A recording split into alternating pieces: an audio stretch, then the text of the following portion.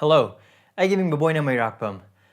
Nahanam po mas Esorgi wapaw tanabagidamakta lakpiba ang sigidamakta thagachari. Ayaki prathna di nahak na takdiba wapaw ang sige mapalna Esorgi ningsingba amasung Mahakki mi aduga Mahakki singlup ningsingba sini. Diba ayak na nahak na pamda nolokchoningba dudi nahak na takdiba wapaw asina. Nahak na nahaki singlup ta pipam thokpa nahaki commitment amasung nahaki singlup ki luchingba singi Mahakpon pam thokpa adugi mahuti silhanbigano. Aduba wapaw sige mapalna. Nahaki singlup ningsingba nahaki singlup luchingba singbu ningsingba aduga khwai maru oina Esorgi matik mangalagdamakta hingba punsida chakhotpa adu ayaki prathanani. Ibung Mahakki wapaw taminase.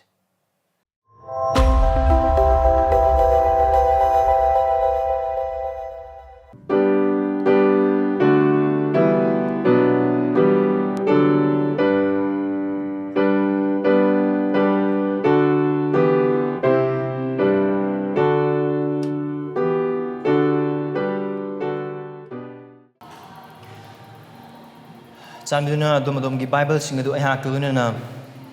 Mark panduptara pada kuntraga ni thoidagi na kuntraga mari da hangdokpi. Mark panduptara pada kuntraga ni thoidagi na kuntraga mari. Mark chapter 10 verses 32 to 34. Ano bolam na bagi ani subalairik.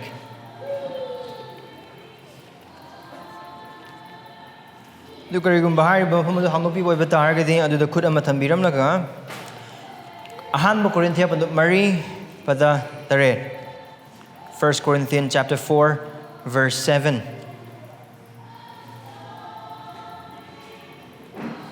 Aduga 1 Corinthians chapter 15 verse 3 to 4. Ahanba Corinthians pandup taraga mga pada ahuma musung mari. Ahanba hani yang minas ahanba Corinthians pandup mari pada tare. Maram di kanana Mahakpu atopa migat khenahan bage. Aduga nahaki laizaba sing adu nahakna phangkhidaba kari yaw bage. Nahakna madu phangkhiba orbadi nahakna phangdabagum kari gi chawthokli bage. Aduga ahanba Corinthians pandup taraga mga pada ahumdagi na mari. Maram di eina su phanglaba khwaidagi maru oiba adu eina nakhoida pikre. Madudi shastragi matungina Khristana eikhoigi papkidamak sibire. Mahakpu phumle amasung shastragi matungina phumni suba numita mahak hinggatkre. Masigi text Mark panduptara pada kuntraga ni thoidagi na kuntraga mari. Aduga makhoina Jerusalem tamna kaba lambi aduda chattuna lairami aduga Jisuna makhoigi mamang thana chatki masida makhoibu ngakhallame aduga makhoina tung inba matamda kirame adudagi amukhana Jisuna sebok tarani thoi adubu tongana puthoktuna mangonda thoklaklaga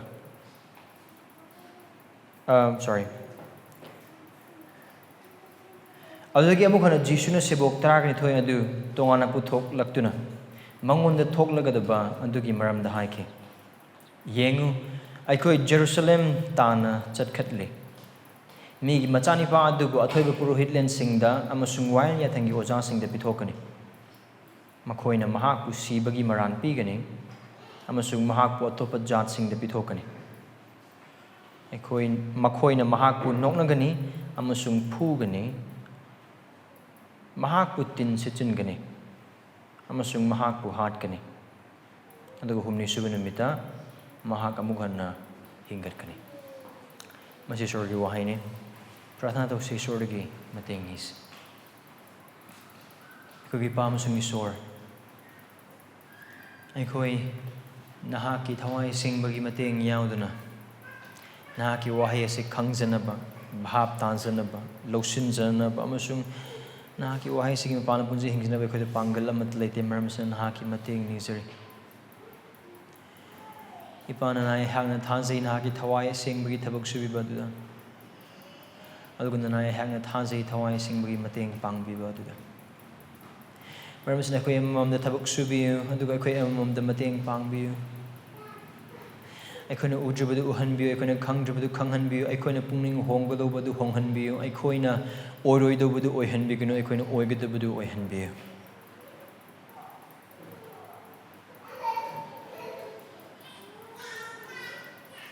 ꯅꯍꯥꯛꯀꯤ ꯋꯥꯍꯩ ꯑꯁꯤꯒꯤ ꯃꯄꯥꯟꯅ ꯄꯥꯞ ꯆꯤꯟꯕꯁꯤꯡꯕꯨ ꯄꯨꯛꯅꯤꯡ ꯍꯣꯡꯕ ꯄꯤꯅꯕꯤꯌꯨ ꯈ꯭ꯔꯤꯁꯇꯒꯤ ꯅꯨꯡꯁꯤ ꯍꯩꯕ ꯑꯁꯤꯅ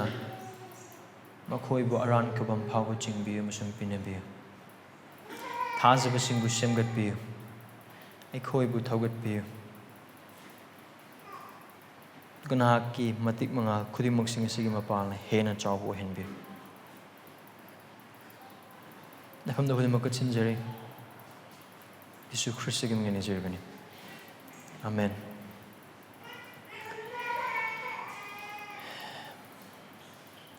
Eikhoina mamangi nungmaisingda Jisu Khristana tambikhiba aduda Mahakki ningthau leibakta changba matamda Jisu Khristana haikhibadu inakanba amana ningthau leibak changbadagidi ut amana yetu manada litpana yana lai adugo hairiba ngasi numida ngasi gi jaga asada ko yornabagidamakta Peter na hairiba Christagi tambiba adu haikhiba jaga adu ko hominasi maro in verse 28 adu hairiba siga mathipandu taraga mapan aduda Peter na haibu wahaidu animak samsana boiba taragati verse 28 aduda yengbiyu eikhoina pummak thadoglaga nahagi tung injare eikhoina phanggadorise karino adune Peter and Jisu Khristada hangkiba wahangdu napal galoina na hangkiba wahangne bhap tadana amasung apangbada hangkiba wahangne amaram da haiba oiba taragati mafam asida Peter na hanglibase yamna masagi da khanjaba maong da hangba yamna selfish oiba maong da hangba a sense of deserving galoina hangba wahang amani aduga hairiba thajabana haina leikraba aikhoigi punsidasu oidaba nate aikoina Esorgi kari amada phangdriba amagumna Khristadagi aikhoigi punsi asina kari amada phangdriba amagumna aikoi kariguma matamdi lei aduga Jisu Khristagi tunginba matamda manggadoba amasung Jisu Khristagi tunginba matamda aikhoidagi lauthokkadoba hiram khudingmaksing or mangkhiba hiram khudingmaksing aduda ninda tawraga amasung haiba aduda wakal khanjalaga leiba aduga adugi mapalna tatana expectant or karigumba kara Esorna pibiraknaba tawbiraknabagidamakta wakal khanba mising aikoi hei oi karam mongda Peter gumna Prabhu ai asi phawbadi mangle aduna asi phawbadi nang aigi tawbiba yaina Prabhu asi phawbadi hang ha kidamakta matam japire asidi aigi ona sisinabada kyam kai Prabhu asugyam kunai na ki tunginjirabane adu asi phawbadi aingona nang bor pibiba yaina si thada bijilna sing adugi problem se kaino haiba oiba taragadi aduga haibada Jisu Khristana makhata na Peter no lokhanba mong chumthok mong piba pakmo adu jo ekon mamangi no masing de yengkre aikoina Jisu Khristagi tunginba matamda mangbadagidi aikoina Jisu Khristagi tunginba matamda Khrista masamakta gi amasung Esorgi phangjaba amasung tongjaba aduna aduki matik hele aikoi immunung taibang panbagi obe immunung aikoi ama mangba yai adubu mangbo oiba taragasu aikoi saruk chama thongna imung manung phangba mising aikoi taibang panbada aikoi gi mingchet mangba yai adubu sargada ikai khumnabiriba mising aduna Jisu Khristana mamangi jaga adugi mark pandu taragi kunmapan amasung kunthra da haikibadu haujiki matamdasu aduga aikoi lomana deba punsi phangi aduna amaramda Jisu Khristana hires oh nang naigi tungin matamda mangle hana khalise kayam tongge habadu na khangdri mal aduna Peter asini nahangna tongbasing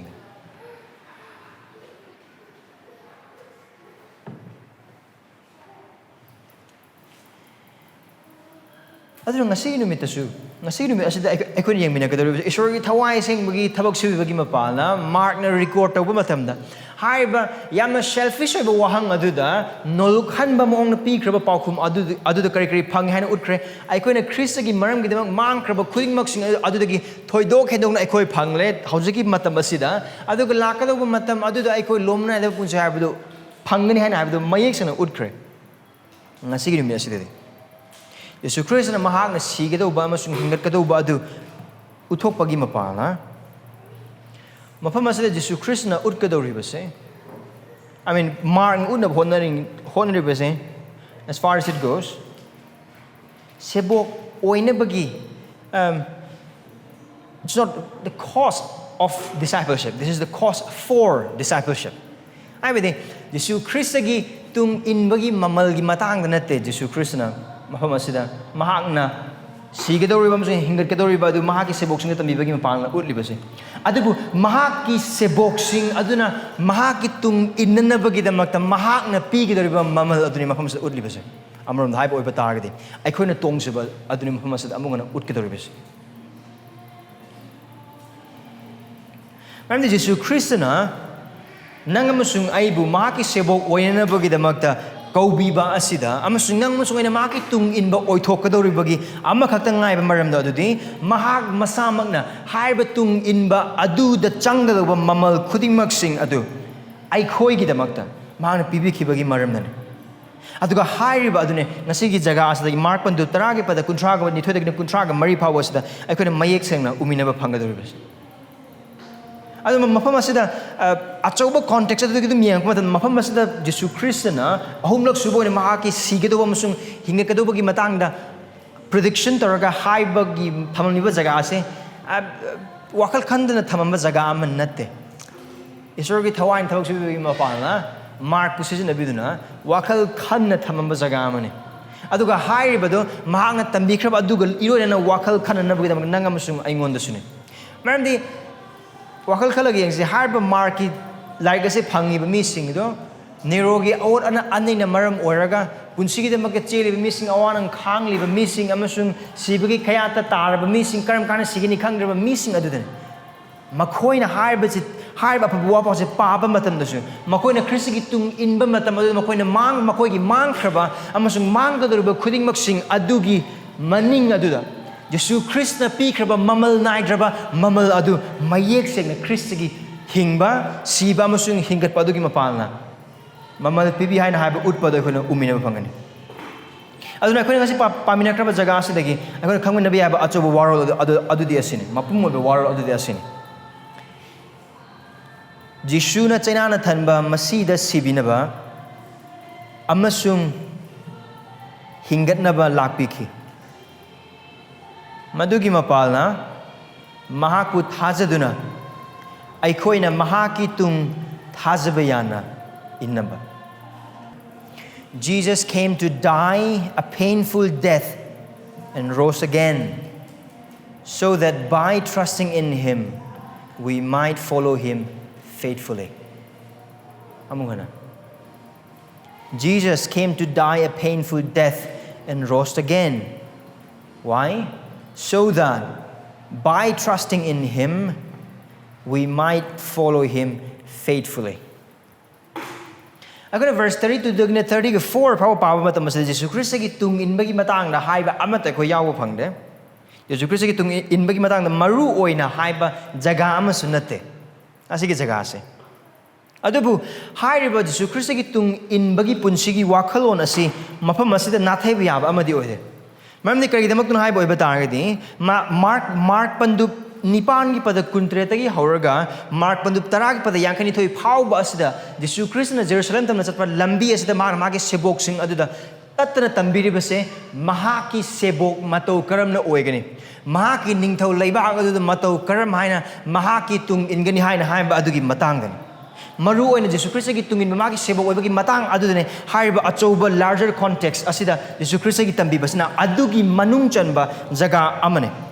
aduga aikoi mamangi section adu yengkiba oiba taragadi pandu taragi pada ku taragumdoi dagina kuntraga mathoi phauba aduda aikoi yengkiba Esorgi ningthau leibak aduda matau karmaina phangani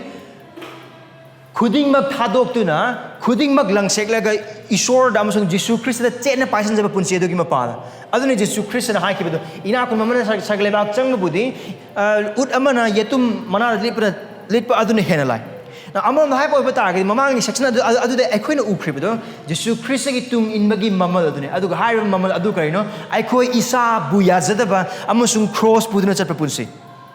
aduga aikhoina ngasi paiba jaga asigi hek mathang Esorni abibo oiba taragadi mathangi nungmaisine verse 35 thing 45 ta amu ubu phangadori se karam haina Esorgi ningthau leibak ta magi sebok amu oini hingadoribanu Esorgi ningthau leibak ta kanana hena wanggadoribanu amasung chawgadoribanu haina haibadu maram asina Jisu Khristagi sebok ama oibagi Mahakki ningthau leibakta Mahakki sebok ama oibagi wakhalon ase yamna paksana yaubada maram oiraga hairiba maike adudagi hairiba mafam adudagi Jisu Khristana mahakna sigadauba amsu hingatgadauba asigi jaga asisu Khristagi tung inba adugi context adugi manungda yengba oiba taragadi aikoina mafamsida Khristana hainingliba wase karino haina haibidu hena bhap tabda aikoida mateng oigani aduga aikoina ngasiki numida yengminariba jaga ase Jisu Khristana ahumlak suba oina mahakna sigadawa amsu hingatgadauba adugi matangda magi seboksingda tambiba jaga amani ihan hamda aikoi kradi thengnakre mark nipalngi pada kuntra ma thadagina kuntra khumdoi phawbadda Peter na Jisu du kana hana mayek singna haikraba adugi hek matungda na adugi hek matungda mark pandu mapangi pada kuntra gina kuntra ni thoi phawbadda aniruk suba oina koi thengnakre aduga ngasi rumida aikoi thengnariba ahumlak suba duni aduga asigi ahumlak suba se mamang haikraba anirak adudagi hena mayek sena seng aduga hena kupthaba maongda haiba jaga amani yamna precise oiba maong yamna detail oiba maongda aduga haiba mafam ahum asida yamna common oiba ama haiba oiba taragadi Jisu Khristana mahakna sigidobagi matangna haiba matang khudingi mahakna hingatgadobagi matangna mahak adum hai aduga haiba se ngasigi jaga asida so aikoi adum uminaba phangani aduna haiba se aikoina text gyan tanabagi aikoina yengminaba aduna verse 32 adudi yengse Jisu Khrista ga magi sebok singa dugulena Jerusalem lom the line now aikoina matilon gi Bible du yeng matam de aduga makoina Jerusalem tab lambi du chatuna lairame han haiba waisa hai Jerusalem da chatpa khuima gi season ba wahai se ka bagi wahai se dum season aduna haida wahai de aduga makoina Jerusalem tamna ka ba lambi da chatuna lairame adu achumba wahai oigedobna achumba translation oigedobna now karigidamakta Jerusalem tamna ka ba haina haise oh maramdi Jerusalem je geographically yang poiba targus Jerusalem laiba mafam du yang poiba targus Jericho amsung Jisu Khristana laiba jaga adudagi yang matam da hena wangba jaga amane right aduga tung sunatana Jerusalem da isor khurumpham lei mafam adu da isor ningna sang lei aduga haiba kakhatpagi londa ase Jerusalem da chatpa matam khudimak edum season ari bolan da matam da aikoina thagat isai pandup chama kunma thudagi yengbo oiba taragadi Song of Ascent thagat isai ibnu paduna season bo haiduna kakhatpagi isai Jerusalem da chatpa khuding mak se Jerusalem da chatpa haina haide adu ka ba haina adum haibo hayamane na aikoi londa da haibo oiba taragadi Imphal la lakma matam da lakningba jaga dagi lakpo oiba kha dagi wangbo oiba taragasu wang dagi lakpo oiba taragasu aikoi kari hai Imphal ka ba or Imphal da haigatpa aikoi haidhaba natragana Imphal da maru oiba achumba londa da harpo oiba taragadi Imphal sa aikoi karakpa ngaktane kumne aikoi right na adu Muhammad da mark na seasonary ba wahai se hairiba geographical oiba londa adu dagi or just temple khar leibagi aduga adudagi hen ba mani Jerusalem da mising na chatpa se isor khurumna bagi damang chatle makoina makogi pap kok na bagi damakta irat pot ka thokna bagi damakta makoi Jerusalem da kai makoi chapa matam na koi yausing puraga chatle hamengsing puraga chatle aduga haiba lambi da chamana adum Jisu Khrista mag sebok luna chatminai ba lambi amne kaminai ba lambi amne adubu atai misinga chatpa maonga Khristana magi sebok singa chatpa maonga yamna khene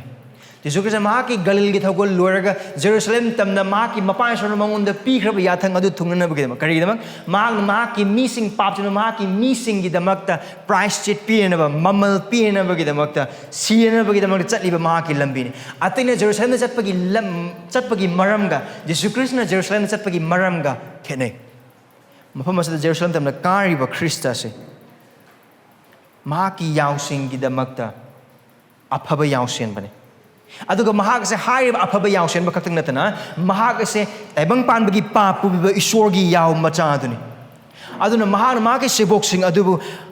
asengba sahar aduda mafam adu chingduna purga chatlaga Esorbu khurumna bagi damakta karamba maongda mahak masama pu Mahakki mi singi damakta mapa Esorbu pehan iratpo amoina katna bagi damakta Mahak adu chatliba amasung kariba aphaba yausen ba amasung Esorgi yaw macha aduni aduna haib lambi da makoina chatle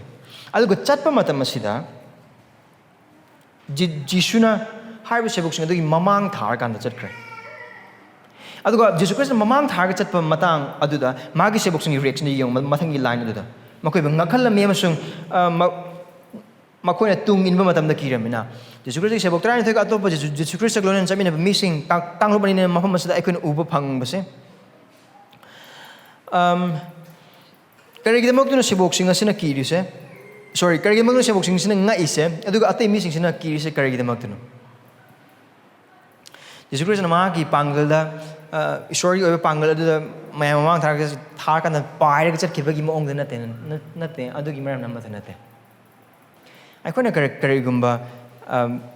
mark pandu ahumgi pada kunbani thoi amasung taretki ama yengbo oiba targade Jerusalem dagi ngaktene Jisu Khristabu maransinaba yaithunaba amasung maki yeknaba singi leibamne aduga haiba mafam ase Jisu Khristabu lanba tahangdaw mafam aduga adu Jisu Khristana chap chana khange now Jisu Khristana ihan anirak haiba matang aduda mafam pandaba oiba taragasu haiba thokadriba mafam do Jerusalem dane aduga chatkadriba mafam do Mahakpu hartkadriba mafam adudane aduga haiba jaga ase Jisu Khristagi yeknaba sing masing yamna leiba Mahakpu lalhannaba mising marsing yamna leiba aduga mafam aduda chatpado kariga chap managi haina haiba oiba taragadi nongsagi sarangna changba chap manai seasonabagidama adubu Krishna chatpa machatu yong mahakna Jerusalem tamna chatpa mafam aduda sebok sing mayek sina kaisu khangde adu ma phajana mayek sengna khange adubu Mahakki aroiba Mahakpu ngairiba awa ana Mahakpu ngairiba cheinana thanba masi Mahakpu ngairiba cross adu ma khangba musung uba oiba targasu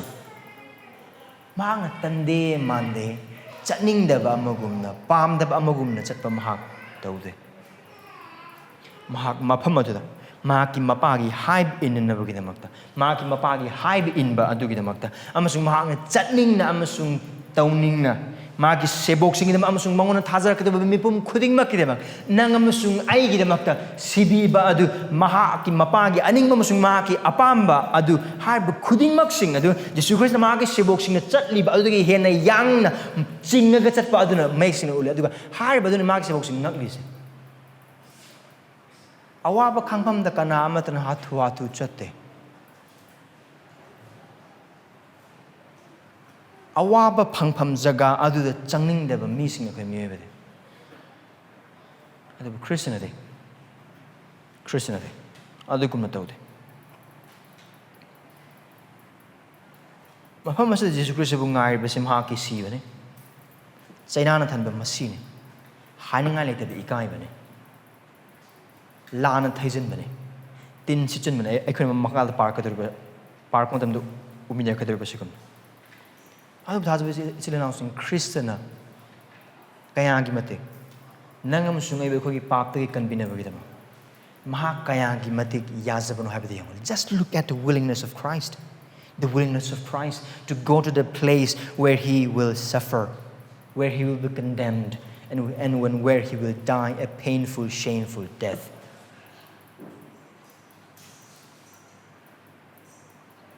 eikhoina karingomatamde eikhoina church chatnanabagidamakta chatpa khuchat adudagi Kristana nangamusung aigidamakta cross chatpa aduna hena willing oi mongna chatle Christ is more willing to go to Jerusalem than for some of us to even go to church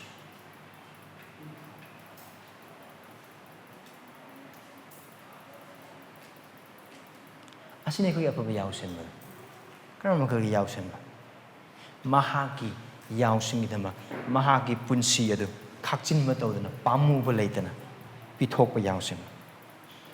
aduga haiba sina su mahang hatu Mahakki seboksing adugi mamang thaduna Jerusalem tamna chingaga chatliba masak asina su kairi takun haina haiba oiba taragadi Mahakki mapagi aningba aduda kayagi matik mapung phana haibin kayagi matik mapung phaba dharma chenbada Kristana magi punsi hingbagi haina haibadane aigona Philippi pandu ani pada nipan uba adugumna Kristagi haibin badu mapung phaba haibin bane karai phaba cross to siba phaba aduga haibadune khona mafam asida mayek sengna uba phanglibs aduga matung Jisu Khristana magi sebok sing tongan na kautwe now verse 30 ga 3 amasung 34 uga doriba se 33 amasung 34 Jisu Khristana harakadoriba se magi sebok taragni thoi aduda khaktane ꯑꯗꯨꯕꯨ ꯃꯍꯥꯛꯅ ꯀꯩꯗꯧꯋꯦ ꯃꯍꯥꯛꯅ ꯃꯥꯒꯤ ꯁꯦꯕꯣꯛꯁꯤꯡ ꯑꯗꯨ verse 30ꯒ 2ꯗꯨꯗ ꯌꯦꯡꯁꯤ ꯑꯗꯨꯗꯒꯤ ꯑꯃꯨꯛ ꯍꯟꯅ ꯖꯤꯁꯨꯅ ꯁꯦꯕꯣꯛ 12 ꯑꯗꯨ ꯇꯣꯉꯥꯟꯅ ꯄꯨꯊꯣꯛꯇꯨꯅ ꯃꯉꯣꯟꯗ ꯊꯣꯛꯂꯒꯗꯧꯕ ꯑꯗꯨꯒꯤ ꯃꯔꯝꯗ ꯍꯥꯏꯈꯤ ꯑꯗꯨꯕꯨ ꯂꯨꯛ 19:39 ꯌꯦꯡꯕ ꯑꯣꯏꯕ ꯇꯥꯔꯒꯗꯤ ꯃꯐꯝ ꯑꯗꯨꯗ ꯍꯥꯏꯕꯗꯨ ꯀꯩꯅꯣ Luke chapter 18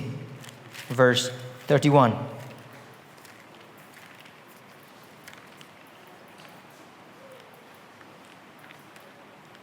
Luke 19 ꯑꯗꯨꯒꯤ ꯖꯤꯁꯨꯅ ꯁꯦꯕꯣꯛ 12 ꯑꯗꯨ ꯇꯣꯉꯥꯟꯅ ꯄꯨꯊꯣꯛꯇꯨꯅ ꯃꯈꯣꯏꯗ ꯍꯥꯏꯈꯤ ꯌꯦꯡꯉꯨ ꯑꯩꯈꯣꯏ ꯖꯦꯔꯨꯁꯂꯦꯝꯗ ꯆꯠꯀꯗꯧꯔꯦ ꯋꯥ ꯇꯥꯛꯊꯣꯛꯄ ꯃꯤꯁꯤꯡꯅ ꯃꯤꯒꯤ ꯃꯆꯥꯅꯤꯄꯥ ꯑꯗꯨꯒꯤ ꯃꯔꯝꯗ ꯏꯈꯤꯕ ꯍꯤꯔꯝ ꯄꯨꯝꯅꯃꯛ ꯑꯗꯨ ꯊꯨꯡꯂꯒꯅꯤ ꯌꯤꯁꯨ ꯈ꯭ꯔꯤꯁꯇ ꯆꯞ ꯆꯥꯅ ꯈꯪꯉꯤ ꯀꯗꯥꯏꯗ ꯆꯠꯂꯤꯅꯣ ꯀꯔꯤꯒꯤ ꯆꯠꯂꯤꯅꯣ ꯂꯣꯏꯅꯃꯛ ꯈꯪꯉꯤ now ꯃꯥꯔꯛꯇ ꯋꯥꯠꯄꯗꯣ ꯂꯨꯛꯅ ꯃꯦꯟꯁꯤꯜꯂꯛꯄꯅꯤ ꯑꯗꯨꯅ ꯖꯤꯁꯨ ꯈ꯭ꯔꯤꯁꯇꯅ ꯍꯥꯏꯔꯤꯁꯦ ꯀꯩꯅꯣ ꯃꯥꯒꯤ ꯁꯦꯕꯣꯛꯁꯤꯡ ꯑꯗꯨꯗ ꯏꯁꯝ ꯁꯝꯅ ꯑꯩꯈꯣꯏ ꯖꯦꯔꯨꯁꯂꯦꯝꯗ ꯆꯠꯂꯤꯁꯦ ꯑꯩ ꯁꯤꯅꯕꯅꯦ ꯅꯠꯇꯦ ꯑꯗꯨ ꯈꯛꯇꯪ ꯃꯥꯅ ꯍꯥꯏꯔꯤꯁꯦ ꯃꯥꯒꯤ ꯁꯦꯕꯣꯛꯁꯤꯡ ꯑꯗꯨꯗ ꯃꯥꯅ ꯃꯌꯦꯛꯁꯤꯡꯅ ꯚꯥꯞ ꯇꯥꯍꯟꯅꯤꯡꯕꯁꯦ ꯖꯦꯔꯨꯁꯂꯦꯝꯗ ꯆꯠꯂꯀꯥꯟꯗ ꯅꯈꯣꯏꯅ ꯑꯩꯉꯣꯟꯗ ꯊꯣꯛꯄ ꯊꯕꯛꯁꯤꯡ ꯎꯒꯗꯧꯔꯤꯕ ꯑꯣꯏꯒꯗꯧꯔꯤꯕ ꯈꯨꯗꯤꯡꯃꯛꯁꯤꯡ ꯑꯗꯨ ꯄꯥꯡꯊꯣꯛ ꯊꯣꯛꯄ ꯑꯃ ꯅꯠꯇꯦ ꯑꯗꯨꯕꯨ ꯃꯃꯥꯡꯉꯩꯒꯤ ꯃꯇꯝꯗꯒꯤ ꯍꯧꯅ ꯑꯔꯤꯕ ꯋꯥꯂꯦꯞꯅꯕꯗꯒꯤ ꯍꯧꯅ ꯋꯥ ꯇꯥꯛꯊꯣꯛꯄꯁꯤꯡꯗ ꯑꯃꯁꯨꯡ ꯃꯥꯏꯆꯧꯁꯤꯡꯅ ꯊꯣꯛꯀꯅꯤ ꯃꯁꯤꯍꯥ ꯑꯗꯨꯗ ꯊꯣꯛꯀꯅꯤ ꯍꯥꯏꯅ ꯍꯥꯏꯕ ꯈꯨꯗꯤꯡꯃꯛꯁꯤꯡ ꯑꯗꯨ ꯂꯣꯏꯅꯃꯛ ꯊꯨꯡꯒꯗꯕ ꯃꯇꯥꯡ ꯑꯗꯨ ꯅꯛꯂꯦ ꯑꯗꯨꯅ ꯑꯗꯨꯒꯤꯗꯃꯛꯇꯅꯤ ꯑꯩꯈꯣꯏꯅ ꯆꯠꯂꯤꯕꯁꯦ now ꯍꯥꯏꯔꯤꯕ ꯈꯨꯗꯤꯡꯃꯛꯁꯤꯡ ꯑꯁꯤꯅ ꯖꯤꯁꯨ ꯈ꯭ꯔꯤꯁꯇꯅ ꯈꯪꯉꯦ ꯃꯌꯦꯛꯁꯤꯅ ꯃꯍꯥꯛꯀꯤ ꯃꯇꯥꯡꯗ ꯀꯔꯤ ꯍꯥꯏꯈ꯭ꯔꯕꯅꯣ ꯍꯥꯏꯅ ꯍꯥꯏꯕꯗꯣ ꯖꯤꯁꯨ ꯈ꯭ꯔꯤꯁꯇꯅ ꯃꯍꯥꯛꯀꯤ ꯃꯇꯥꯡꯗ ꯍꯥꯏꯈ꯭ꯔꯕ ꯈꯨꯗꯤꯡꯃꯛꯁꯤꯡ ꯑꯗꯨ ꯆꯃꯝꯅꯕ ꯑꯃꯠꯇ ꯂꯩꯇꯅ ꯈꯪꯉꯦ ꯑꯗꯨꯒ ꯑꯗꯨ ꯃꯥ ꯚꯥꯞ ꯇꯥꯏ ꯑꯗꯨꯒ ꯑꯗꯨ ꯚꯥꯞ ꯇꯥꯕ ꯂꯣꯏꯅꯅ ꯃꯍꯥꯛꯀꯤ ꯄꯨꯟꯁꯤꯗꯨ ꯍꯤꯡꯉꯦ ꯑꯗꯨꯗꯒꯤ ꯆꯦꯟꯗꯦ ꯑꯗꯨꯗꯒꯤ ナꯊꯩꯅꯕ ꯇꯧꯗꯦ ꯍꯥꯏꯕ ꯃꯇꯝꯗ ꯊꯤꯟꯊꯅꯕ ꯐꯥꯎꯕ ꯃꯍꯥꯛ ꯀꯔꯤꯃꯠꯇ ꯇꯧꯗꯦ ꯑꯗꯨꯕꯨ ꯃꯄꯥꯅ ꯌꯥꯟꯈ꯭ꯔꯕ ꯃꯇꯝ ꯑꯗꯨ ꯆꯞ ꯆꯥꯅ ꯊꯨꯡꯅꯅꯕꯒꯤꯗꯃꯛ ꯑꯗꯨꯒ ꯃꯄꯥꯅ ꯄꯥꯝꯕ ꯃꯑꯣꯡ ꯑꯗꯨ ꯆꯞ ꯆꯥꯅ ꯑꯣꯏꯅꯕꯒꯤꯗꯃꯛꯇ ꯃꯄꯨꯡ ꯐꯥꯕ ꯍꯥꯏꯕ ꯏꯟꯕꯗ ꯑꯗꯨꯒ ꯑꯃꯛꯄ ꯑꯃꯠꯇ ꯌꯥꯎꯗꯕ ꯄꯥꯞ ꯑꯃꯠꯇ ꯑꯣꯏꯗꯕ ꯙꯔꯃ ꯆꯦꯟꯕꯒꯤ ꯃꯆꯦꯠ ꯑꯃꯠꯇ ꯌꯥꯎꯗꯕ ꯍꯥꯏꯕ ꯏꯟꯕ ꯑꯗꯨꯗ ꯃꯍꯥꯛꯅ ꯃꯍꯥꯛꯀꯤ ꯃꯇꯥꯡꯗ ꯍꯥꯏꯈ꯭ꯔꯕ ꯁꯥꯁꯇ꯭ꯔꯒꯤ ꯋꯥꯍꯩ ꯈꯨꯗꯤꯡꯃꯛꯁꯤꯡ ꯑꯗꯨ ꯊꯨꯡꯍꯟꯕ ꯑꯗꯨ ꯈ꯭ꯔꯤꯁꯇꯒꯤ ꯑꯄꯥꯝꯕꯅꯤ ꯑꯗꯨꯒ ꯍꯥꯏꯔꯤꯕꯗꯨ ꯃꯐꯝ ꯑꯁꯤꯗ ꯌꯥꯝꯅ ꯃꯌꯦꯛ ꯁꯦꯡꯅ ꯎꯕ ꯐꯪꯏ ꯑꯗꯨꯒ ꯑꯁꯤꯅ ꯀꯔꯤꯅꯣ ꯑꯩꯈꯣꯏꯗ ꯌꯥꯝꯅ ꯃꯌꯦꯛ ꯁꯦꯡꯅ ꯈꯪꯍꯟꯅꯤꯡꯉꯤꯁꯦ ꯑꯃꯨꯛꯅ ꯑꯁꯤꯅ ꯑꯩꯈꯣꯏꯗ ꯅꯤꯡꯁꯤꯡꯍꯜꯂꯤꯁꯦ ꯀꯔꯤꯅꯣ ꯌꯤꯁꯨ ꯈ꯭ꯔꯤꯁꯇꯅ ꯃꯥꯒꯤ ꯁꯦꯕꯣꯛꯁꯤꯡ ꯑꯗꯨꯗ ꯃꯇꯝ ꯑꯗꯨꯗ ꯑꯋꯥꯕ ꯈꯥꯡꯂꯤꯕ ꯃꯥꯔꯛꯅ ꯑꯐꯕ ꯋꯥꯄꯥꯎꯁꯦ ꯏꯔꯤꯕ ꯊꯥꯖꯕꯁꯤꯡ ꯑꯗꯨ ꯑꯋꯥ ꯅꯪ ꯈꯥꯡꯂꯤꯕꯁꯤꯡ ꯅꯤꯔꯣꯒꯤ ꯂꯥꯟꯃꯤꯅ ꯀꯔꯝ ꯀꯥꯟꯗ ꯂꯥꯛꯑꯀꯥꯟꯗ ꯐꯥꯔꯒ ꯍꯥꯠꯀꯅꯤ ꯈꯪꯗ꯭ꯔꯤꯕ ꯃꯥꯒꯤ ꯁꯦꯕꯣꯛꯁꯤꯡ ꯑꯗꯨ ꯉꯁꯤꯅ ꯑꯩꯈꯣꯏꯗ ꯀꯔꯤꯅꯣ ꯅꯤꯡꯁꯤꯡꯍꯟꯅꯤꯡꯉꯤꯁꯦ I think that it is this ꯌꯤꯁꯨ ꯈ꯭ꯔꯤꯁꯇꯅ ꯖꯦꯔꯨꯁꯂꯦꯝꯗ ꯆꯠꯂꯒ ꯃꯍꯥꯛꯅ ꯁꯤꯒꯗꯧꯔꯤꯕ ꯑꯃꯁꯨꯡ ꯃꯍꯥꯛꯅ ꯍꯤꯡꯒꯠꯀꯗꯧꯔꯤꯕ ꯈꯨꯗꯤꯡꯃꯛꯁꯤꯡ ꯑꯗꯨ ꯇꯥꯏꯕꯪꯄꯥꯜ ꯍꯧꯗ꯭ꯔꯤꯉꯩꯗꯒꯤ ꯃꯄꯥ ꯏꯁꯣꯔꯅ ꯃꯍꯥꯛꯀꯤ ꯃꯤꯁꯤꯡ ꯀꯔꯝꯕ ꯃꯤꯁꯤꯡ ꯖꯥꯠ ꯕꯤꯖꯥꯠ ꯈꯥꯏꯗꯅ ꯃꯐꯝ ꯈꯨꯗꯤꯡꯃꯛꯇ ꯂꯩꯇꯣꯟ ꯑꯗꯨꯒ ꯂꯣꯟ ꯈꯨꯗꯤꯡꯃꯛꯇ ꯂꯩꯈ꯭ꯔꯕ ꯃꯍꯥꯛꯀꯤ ꯃꯥꯡꯂꯤꯕ ꯃꯤꯁꯤꯡ ꯑꯗꯨꯕꯨ ꯀꯟꯕꯤꯅꯕꯒꯤꯗꯃꯛꯇ ꯁꯤꯅꯅꯕ ꯑꯃꯁꯨꯡ ꯍꯤꯡꯒꯠꯅꯅꯕ ꯍꯥꯟꯅ ꯂꯥꯡꯕꯤꯈ꯭ꯔꯕ ꯑꯗꯨꯅꯤ ꯍꯥꯏꯕꯗꯨꯅꯤ ꯑꯗꯨꯒ ꯖꯤꯁꯨ ꯈ꯭ꯔꯤꯁꯇꯅ ꯃꯍꯥꯛꯅ ꯁꯤꯒꯗꯧꯔꯤꯕ ꯑꯃꯁꯨꯡ ꯍꯤꯡꯒꯠꯀꯗꯧꯔꯤꯕ ꯑꯃꯁꯨꯡ ꯑꯋꯥꯕ ꯈꯥꯡꯒꯗꯧꯔꯤꯕ ꯈꯨꯗꯤꯡꯃꯛꯁꯤꯡ ꯑꯁꯦ ꯈꯨꯗꯣꯡꯊꯤꯕ ꯊꯧꯗꯣꯛ ꯑꯃꯗꯒꯤ ꯅꯠꯇꯦ ꯑꯔꯥꯟꯕ ꯃꯐꯝꯗ ꯑꯔꯥꯟꯕ ꯃꯇꯝꯗ ꯑꯔꯥꯟꯕ ꯃꯤꯒꯤ khutta ꯇꯥꯔꯒ ꯑꯔꯥꯟꯕ ꯃꯑꯣꯡꯗ siba natte no what reminds us by this account is that whatever is going to happen in Christ's life is but a pre-plan by Father from before the foundation of the world to redeem his people. It is an eternal plan. It is not happen. It will not be happen by accident. Everything is planned. Tabang pala ho tunga dagi. Thorang lo na maglang. Kudong asoy ba manate. ꯑꯗꯨꯒ ꯖꯤꯁꯨ ꯈ꯭ꯔꯤꯁꯇꯅ ꯋꯥꯌꯦꯜ ꯌꯥꯊꯪ ꯈꯨꯗꯤꯡꯃꯛꯁꯤꯅ ꯊꯨꯡꯍꯟꯕꯒꯤ ꯃꯄꯥꯟ ꯊꯨꯡꯍꯟꯅꯕꯒꯤꯗꯃꯛꯇ ꯆꯠꯀꯗꯧꯔꯤ ꯍꯥꯏꯅ ꯍꯥꯏꯕꯁꯤꯅꯁꯨ ꯑꯩꯈꯣꯏꯗ ꯃꯌꯦꯛꯁꯦꯡꯅ ꯇꯥꯛꯂꯤꯕꯁꯤ ꯀꯩꯅꯣ ꯍꯥꯏꯅ ꯍꯥꯏꯕ ꯑꯣꯏꯕ ꯇꯥꯔꯒꯗꯤ ꯖꯤꯁꯨ ꯈ꯭ꯔꯤꯁꯇꯅ ꯃꯍꯥꯛꯄꯨ ꯇꯥꯏꯕꯪ ꯄꯥꯟꯕꯗ ꯊꯥꯔꯛꯈꯤꯕꯒꯤ ꯃꯔꯝ ꯑꯗꯨ ꯃꯍꯥꯛ ꯃꯌꯦꯛ ꯁꯦꯡꯅ ꯈꯪꯉꯤ ꯆꯩꯅꯥꯁꯤꯡ ꯇꯣꯉꯥꯟ ꯇꯣꯉꯥꯟꯕ ꯑꯐꯕ ꯋꯥꯄꯥꯎ ꯁꯟꯗꯣꯛꯄꯅꯦ ꯍꯥꯏꯅ ꯍꯥꯏꯕ ꯂꯥꯟꯅ ꯇꯝꯕꯤꯕꯁꯤꯡ ꯖꯤꯁꯨ ꯈ꯭ꯔꯤꯁꯇ ꯊꯥꯖꯔꯗꯤ ꯅꯨꯡꯉꯥꯏꯒꯅꯤ ꯍꯥꯏꯅ prosperity gospel preachersing prosperity preachersing haibasing adug Jisu Khristagi asigi Jisu Khristagi yamna kene makoina kari sandoi Jisu Khristana tang pana lakhredo kari gidamaktono anabasing phanna bagidamakne Jisu Khristana lakhredo kari gidamakne sigedorido o akoi anaba phanna ba cancer phanna ba anaba ai amat yaudana ba parikha du pass adum oina ba mamai nata makok oina bagidamakta paisa paina ba ina khunna ba aduga mayam gi mamang khwali igai khunna Muhammad oina bagidamakta kamu khara amane Jisu Khristasi MLA gumna khale social worker amagumna kari mo Jisu Christ la oh mayam gi mamang aphaba example mo oinanabagidamakta akintaraba samas hinggatnanabagidamakta amasung kairaba pap na nuhelaba samas ase yamna ningthijaba mong renew tawnanabagidamakta Jisu Khristagi mission do social worker amonate Jisu Khristagi mission do anaba phannabagidamakta nate Jisu Khristagi mission do asibe hinggathanaba sunate Jisu Christ na lakhibagi thoidokpa hendokpa maram ado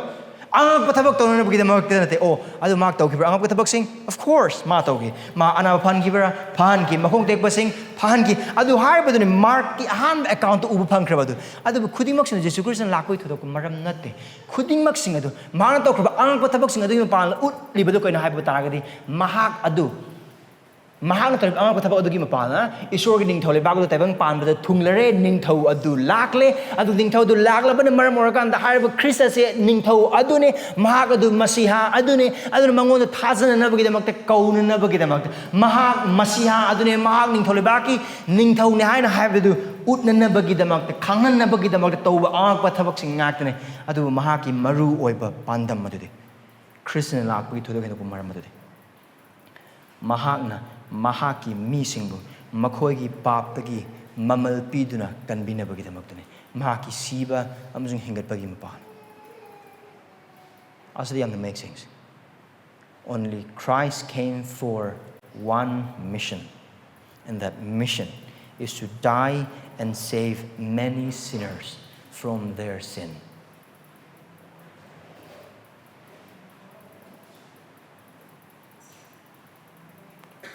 Asigi pada se papa matam na eikhoina Christian oi badugi matang na eikhoina kamthok pa yada ba chumba makli adu di karino Christ Esorni kari dama tuna maanga mahak thoktriba amsung thokadoriba adu karam maina thokani karam mong thokani kanana tawgani khuding mak singdo amatta kaidana amatta soidana loina mak hairiba do loina mak haiba ngami bidu kari dama tuna mam di Christ Esorni Christ is truly God ma awoi bamak asyeng bamak Esor oibagi marmani maramde Jisu Christ na mafam ase tawriba thabak ase mak na sibagi matangda haidok liba ase Esor natana ngamloi aduna verse 32 sina su yamna mayek sing ai khoda tak liba ase Christ ase Esor na hana haibati look verse 33 amasung 34 se Jisu Christ na mana khanggo deba awana adugi matang amasung sigido amasung hingado adugi matang da khoi Making verse 33 amsung 34.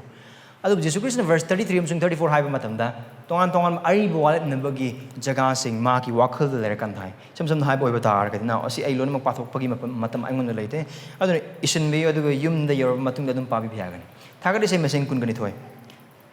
Josiah pandu byang kai hum thoi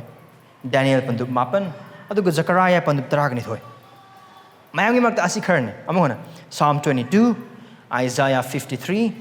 Daniel chapter 9, Zechariah chapter 12. Haiba jaga sing asida Jisu Christ na awa khangadoriba adugi matangda Esorna thakadoriba masiha aduna awa khangadoriba adugi matangda aribwal na bagi matamda Esorna maichau singbu amasung wa tathokpa sing sisina bidun han haikhra sing ata aduga haiba khuding mak sing chap chan haiba sing adu mafam asida loina mak wakal tawraga Christian haiba khoi dum uba pangi aduga Christian haiba khuding mak sing thungdina amada chutoi now ako chapter 14 and 15 karam kana sandokodun haiba khang bangamde Esorna yabi oiba taragadi either Christmas mayada natragana mathangi chahi January or February da adu oiba targa so ako soidana yarokani Esor kariguma Christian anirsuna laktraba or aingonda aphatanungda amada thokidraba or ai Jisu Christ na sargada kobidraba Jisu Christ laktraba or sinubse Esorna thambiraba adu oi taragadi ako chapter 14 15 yarokani adu chapter 14 amasung 15 gadu Jisu Christ na mafam sada haikraba khudingmak sing adu loina mak thokpa ko uba phangani na adu charakpa amoy ako trailer gi mong na khara yengse yana amada Jisu Christ na haiba do yeng yeng ko Jerusalem da chatli mi gi machani pa adu na asi wai je krai da gi lai no Daniel pandu mapan da gi na kari da magna mi gi machani pa na season now Daniel season mi gi machani pa do mai pak pa lan ngam ba mi gi machani pa ne adu ga hai ba Jisu Christ adu na Esor oi bagi ma ki top pa magun adu gi matang khangana bagi dam season of londa amane son of man kananta the season of the asi wai je Bible Jisu Christ da khatang season of wai Adubu migi Machanupa oibatar magi mai pak pamaongdo Rome ki sarkar bu namtharaga nate andubu asibabu joy tawbagi mapalna Mahakki sibagi mapalna asibabu joy tawraga Mahakki hingatpagi mapalna pap amasung papki price khudingmak sing adubu ngambagi mapalna Mahakki siba amasung hingatpa adugi mapalna pap amasung asibabu maithiba pibagi mapalna mai pakpa adugi migi Machanupa adune oigidoribase aduga hairibase sebok singna bhap tadaba amasung tabada matam changadaba chumbamani adu kari oiba targasu aikoina di bhap tas migi Machanupa na hairise mai pakpa Esorgi khandokpa manai adugi patangine aduga hairibase maki mai pakpa se matamdu leramba jiu singna na thajaba adugumna nate magi sebok singna lana bhap taba adugumna nate adu Esorgi matungina karmaina awabagi lambi chatlaga cross ki lambi chatlaga magi siba amasung hingatpagi mapalna pap amasung sibu maithiba piba adugi mapalna migi Machanupa adubu athuba purohit singda amasung wali athing oja singda pithokani na asi pithokpagi londa ase karam jaga da kai uba phangakani chapter 14 verse 53 da kai uba phangani Jisu Christus adugi matungda makona Mahakpu sibagi maran sigani aduga hairibase chapter 14 gi verse 55 to 64 phawa da Jisu Christus wai lakpa matam aduda sastri oja sing aduna maran thaijan bagi mapanga kai urapa phangani adugi matungda amasung Mahakpu atopa jat singda pithokani kana atopa jat sing se kanano Rome dane Rome gi sipai singda aduga hairibadu aikoina Mark 13 gi pada amma da koi thengarakani adugi matungda kadogani makoina Mahakpu noknagani amasung phugani aduga tin sitkani karam jaga uba phangani Mark 15 pada 13 gi kun Mark 15 ka manga hoi Mark 15 gi pada 15 dagna kun phawbasta Jisu Christabu noknaba phuba amasung tin season badu uba phangani adu kari hai amasung Mahakpu heart kani chapter 15 gi verse 24 igna 37 aduga humni subunumita magamuk han hingakani Mark chapter 16 verse 1 Jisu Christ Muhammad da harba khudimak singse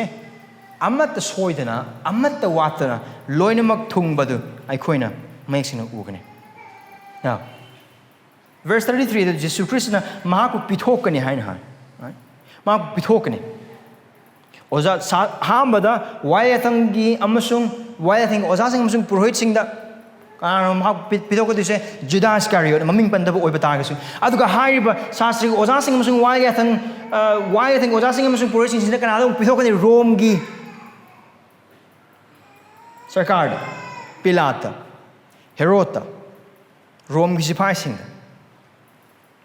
aduga haiba khudimang singda achumba ngakani Pentecost ki matungda Pentecost ki melu wapau sono ku matamda Jisu Christ ki sebok sono wapau sono matam kare hoi nakhoi gi makhutmak na Christ adubu pithoke be amasung heart ki adu chume adubu maru oina kanana no Jisu Christ asibu pithok libase kanana Jisu Christ asibu maru oina pithok libase Judas Iscariot maru oina natte aduga sastri ko oja sing amasung Pharisee sing natte maru oina haiba thabak khudingmak sing adugi Judas Iscariot ki amasung sastri ko oja sing amasung Pharisee sing adugi marumda Jisu Christ ba pithok pa kana gumba amale adu kanano Mapa Esorna ni karamana akhoi khang mangam Jesiah pa biya khayam de pada tarada karamana Jehovah na Mahakpu pophanbada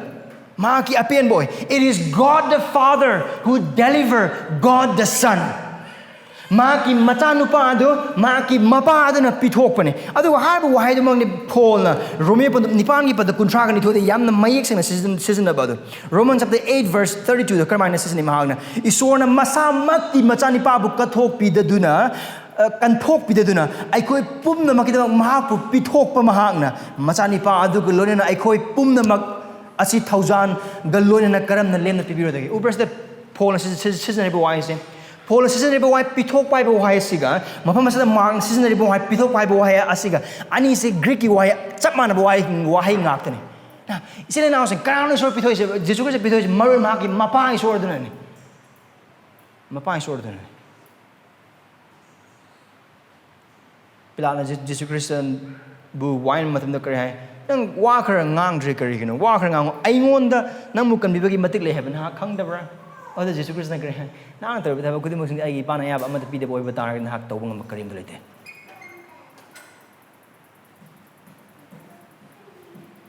ꯀꯅꯥꯅ ꯄꯤꯊꯣꯛꯂꯤꯕꯁꯤ ꯃꯔꯨꯑꯣꯏꯅ ꯑꯗꯨ ꯑꯣꯏꯕ ꯇꯥꯔꯒꯗꯤ ꯃꯄꯥ ꯏꯁꯣꯔꯅꯅꯤ ꯀꯅꯥꯒꯤ ꯑꯔꯥꯟꯕ ꯇꯥꯍꯟꯕꯅꯣ ꯈ꯭ꯔꯤꯁꯇꯅ ꯂꯧꯔꯤꯁꯤ ꯃꯐꯝ ꯑꯁꯤꯗ whose condemnation is Christ taking here ꯅꯪ ꯑꯃꯁꯨꯡ ꯑꯩꯈꯣꯏꯒꯤ ꯄꯥꯞꯅ ꯃꯔꯝ ꯑꯣꯏꯔꯒ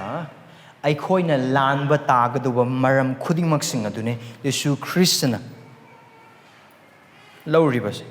ꯃꯍꯥꯛꯀꯤ ꯄꯥꯞꯅ ꯃꯔꯝ ꯑꯣꯏꯔꯒ ꯅꯠꯇꯦ ꯃꯔꯝꯗꯤ ꯈ꯭ꯔꯤꯁꯇ ꯄꯥꯞ ꯆꯦꯟꯗꯦ ꯑꯗꯨ ꯍꯥꯏꯔꯤꯕꯁꯦ ꯄꯤꯇꯔ ꯃꯁꯥꯃꯛꯅ ꯑꯍꯥꯟꯕ ꯄꯤꯇꯔ ꯄꯟꯗꯨꯞ 2:19 ꯌꯥꯝꯅ ꯃꯌꯦꯛ ꯁꯦꯡꯅ ꯏꯕ ꯑꯃꯅꯤ ꯌꯤꯁꯨ ꯈ꯭ꯔꯤꯁꯇ ꯄꯥꯞ ꯃꯆꯦꯠ ꯑꯃꯗ ꯇꯧꯈꯤꯗꯦ ꯄꯥꯞ ꯈꯨꯗꯤꯡꯃꯛ ꯑꯔꯥꯟꯕ ꯇꯥꯍꯟꯒꯗꯧꯕ ꯑꯃꯅꯤ ꯋꯥꯌꯦꯊꯪ ꯊꯨꯒꯥꯏꯕ ꯈꯨꯗꯤꯡꯃꯛ ꯑꯔꯥꯟꯕ ꯇꯥꯍꯟꯒꯗꯧꯕ ꯉꯥꯛꯇꯅꯤ ꯑꯗꯨꯕꯨ ꯋꯥꯌꯦꯊꯪ ꯊꯨꯒꯥꯏꯈ꯭ꯔꯤꯗꯣ ꯑꯃꯁꯨꯡ ꯄꯥꯞ ꯇꯧꯈ꯭ꯔꯤꯗꯣ ꯈ꯭ꯔꯤꯁꯇ ꯅꯠꯇꯦ ꯅꯪ ꯑꯃꯁꯨꯡ ꯑꯩꯅꯤ ꯑꯗꯨꯒ ꯃꯍꯥꯛꯄꯨ ꯂꯥꯟꯅ ꯇꯥꯍꯟꯈ꯭ꯔꯤꯕꯗꯨꯁꯨ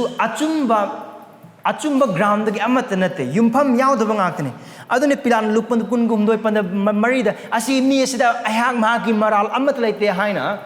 ꯏꯁꯣꯔ ꯈꯪꯗꯕ ꯑꯇꯣꯞꯄ ꯖꯥꯇꯤꯒꯤ ꯑꯣꯏꯕ ꯂꯨꯆꯤꯡꯕ ꯑꯗꯨꯅ ꯐꯥꯎꯕꯗ ꯍꯥꯏꯔꯤꯕꯅꯤ ꯄꯤꯂꯥꯠ ꯃꯁꯥꯃꯛꯅꯁꯨ ꯑꯗꯨꯅ ꯊꯥꯖꯕꯁꯤ ꯏꯅꯥꯎꯁꯤꯡ ꯃꯐꯝ ꯑꯁꯤꯗ ꯖꯤꯁꯨ ꯈ꯭ꯔꯤꯁꯇꯕꯨ ꯑꯔꯥꯟꯕ ꯇꯥꯍꯟꯒꯗꯧꯔꯤꯕꯒꯤ ꯃꯑꯣꯡꯗ ꯃꯔꯥꯟ ꯁꯤꯔꯤꯕ ꯑꯁꯦ ꯃꯍꯥꯛꯀꯤ ꯃꯔꯥꯟ ꯅꯠꯇꯦ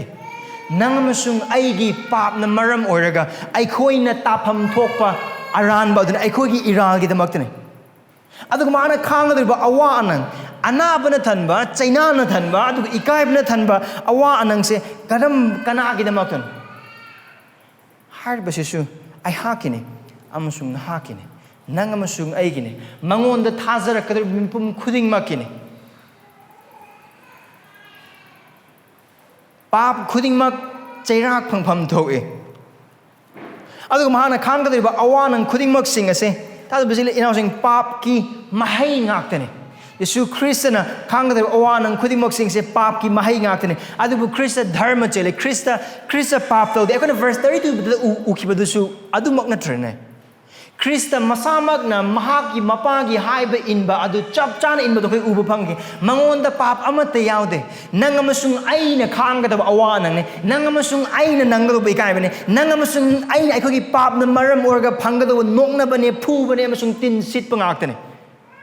ꯃꯍꯥꯛꯀꯤ ꯑꯋꯥ ꯅꯪꯁꯤ ꯊꯥꯖꯕꯁꯤ ꯏꯅꯥꯎꯁꯤꯡ ꯅꯣꯛꯅꯕ ꯐꯨꯕ ꯑꯃꯁꯨꯡ ꯇꯤꯟ ꯁꯤꯠꯄꯅꯤ ꯍꯥꯏꯔꯤꯕꯁꯤ ꯅꯪ ꯑꯃꯁꯨꯡ ꯑꯩꯅ ꯐꯪꯕꯗ ꯃꯇꯤꯛ ꯆꯥꯕ ꯉꯥꯛꯇꯅꯤ ꯑꯩꯈꯣꯏꯒꯤ ꯄꯥꯞ ꯅꯪ ꯑꯃꯁꯨꯡ ꯑꯩꯒꯤ ꯄꯥꯞ ꯑꯗꯨꯅ ꯐꯪꯕꯗ ꯃꯇꯤꯛ ꯆꯥꯕ ꯉꯥꯛꯇꯅꯤ ꯑꯩꯈꯣꯏꯒꯤ ꯄꯥꯞꯅ मरम ओरकान फंगबद मतिक चाबसे ईश्वरगी निंथौ लेबाक नते ईश्वरगी चानबीब नते अखोगी सेलिब फिजेतगी हरग अखोना तालिब सेल खुदिंगमक्सिंग अरान खुबमदगी हरग अखोगी इमुंग मनुंग अदुगा अखोना चारिब चिंजाक्तगी हरग अखोना सिजनेब फोन अखोगी पापना मरम ओरग अखोना फंगबद मतिक चाबा अमत नते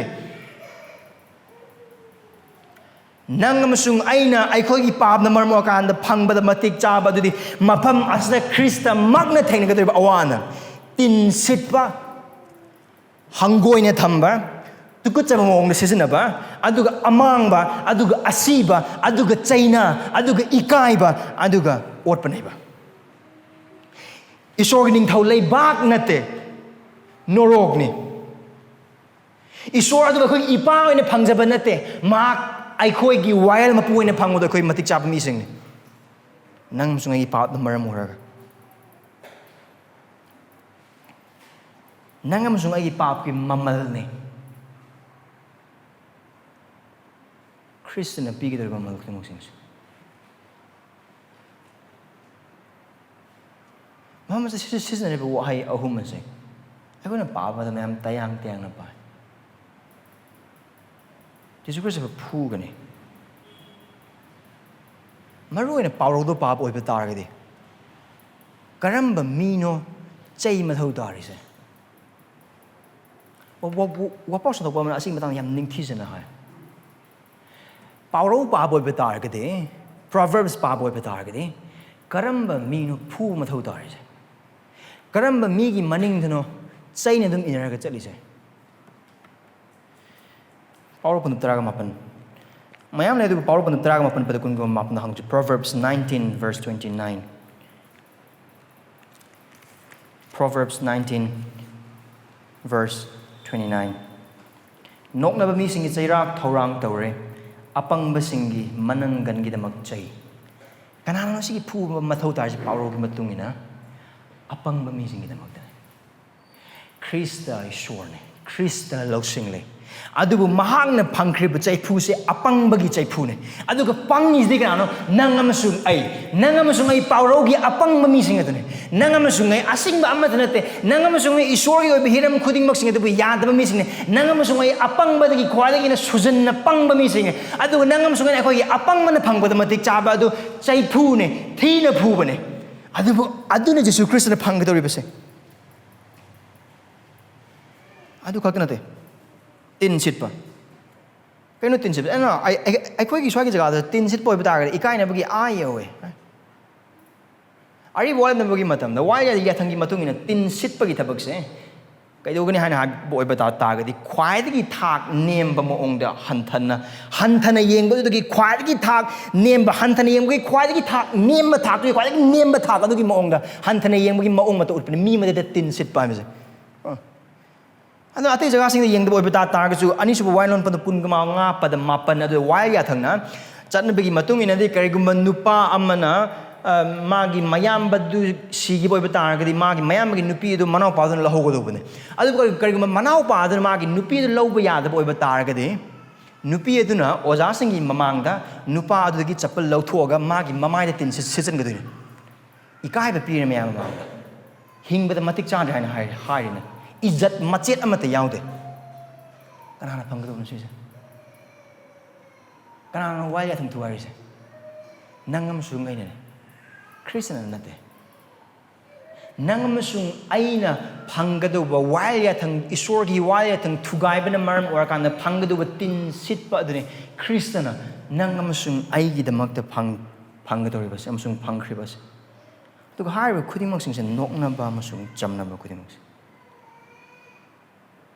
Pap khudingma noknaba chamnabada phubada masung tinsitbada matik chaba ngaktane adu aikhoina lepkado mafam adu nang masung ne aikhoi pap number kana lepkado jaga hada Krishna lepke kana gi damak namang series nang masung ai gi damak tane kana na sifam thokuno nang masung ai mandi karigi pap ki to mandi sibane aduga dharma se makana mat leite mat leite nangam sungai dharma chende nangam sungai pap chele nangam sungai wakhal da masung thabak da masung thauong da amasung wangang da pap chen ba mi sing ngak tane aduga pap tau ba thawai khudimok si ba da matik cha adun Ezekiel Esorna mayik sing tambi ba Krista pap chende Krista pap tau de mahak si ba da matik cha de adu mahana si ga dori ba se nangam sung aigi pap marmorgane nangam sung aina phanggadoba eikhoina pap tobo khudingi tanchan jaba lan asiba do Jisu Khristana eikhoigi mahutane lokribas thadbase lana se asine Kristana nangam sung aigi damakta chahi lising ani gi mamangda pikhiba mala adu siba de loshande wari asite loshande kare he mahangna adu humni su nimita Mahak amuk han hingatkani.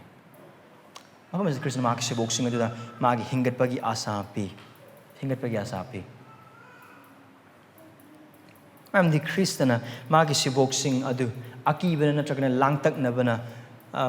mi paiduna leho magi apamban nate amasung leiba pamba Mahakki apamban nate. Adu mahak makoi mahak amugan hingatkani hain habi asa do pi. Sebok Singh gyan tharoi asidam sebok Singh bhab tharoi I'm the Kari, the Makano, the Sugar Hingagram, the Hingalai, the Thagapagi, the Thajaba, and Chili, other Kare Sargaduna, Galilena, quite high to the ningsingba hingatani haina, as a chatlo. Over. Supposing you the young boy Bataragadi Ikaiva, Masung sounding sound of Maram Donimagla. How is supposing the Koyam say? Nangamasungation. Nangamasungation. I was already missing oi bataragasu eikhoina taw pap khuding magi phangba da matik chaba do sibane adu home cream trade adu ko ngasi gi mi da si de bida ngasi gi mi da ko hing liba se Christ gi minung si adu gi mapalna ekhoi ko pikhiba na maram moragani ꯑꯗꯨꯕꯨ ꯍꯥꯏꯔꯤꯕ ꯈꯨꯗꯤꯡꯃꯛꯁꯤꯡ ꯑꯁꯤꯗ ꯊꯥꯖꯕ ꯏꯆꯤꯜ ꯏꯅꯥꯎꯁꯤꯡ ꯏꯁꯣꯔꯒꯤ ꯃꯔꯨꯑꯣꯏꯅ ꯖꯤꯁꯨ ꯈ꯭ꯔꯤꯁꯇꯒꯤ ꯅꯨꯡꯁꯤ ꯍꯩꯕꯗꯨ ꯌꯦꯡꯕꯤ. Just observe the loveliness of Christ. Mahakki nungsi haibudu yengu. Maramdi Jisu Khristana mangona thokadaba thaba khudimmaksingda magi seboksinga da sugai haidana thokpa da dum thokadaba dum lerebani magi seboksinga haidaba oiba taragasu. Adu magi thajaba sonba thajaba watpa aduga bhap tadaba hanjan kauba hanjan aduga Mahakpu thadoklamgadabe magi seboksinga aduda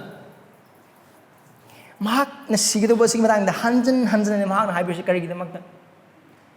When si boxing as one Christian na kangi, si boxing makogi tuson na ba Mahak na kangi. Adun makoy na sungkang kangda mo ongda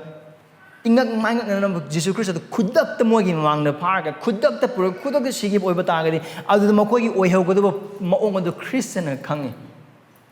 Adun hiram amma ntraga amma dagi makoy masana masabo haiba ni adu gi mag thorang tawrag leijan na bugi damakta. Thamoy kai bo oy bataga su Kangaga kaiba aduga, kangdana kaibadu adugi madi hel. Aduna Jisu Khristana magi seboksinga da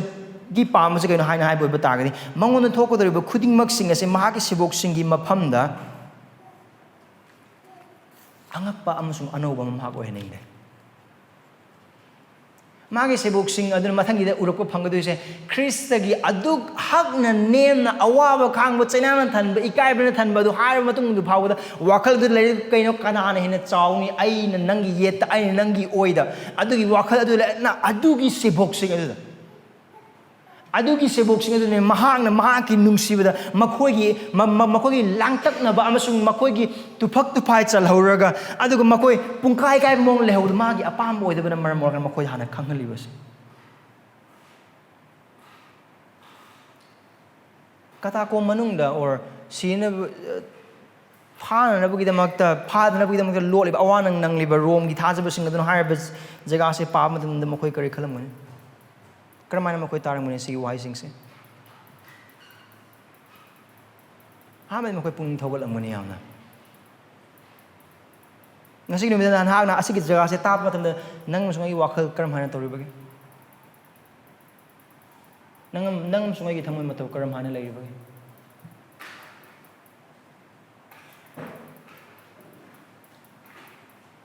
Nang masungay na Kristagi tung inba matamda mang kraba masung mang bayagder we hiram khudimok sing aduda nang masungay hosi bawo chawthok ko miyam oibra asitar matung desu thawgol tawna bagi wakhal natna thawgol tahna bagi wakhal hosi bawo nang masungay thamoida na ki thamodi hinglibra asitar matung de phawa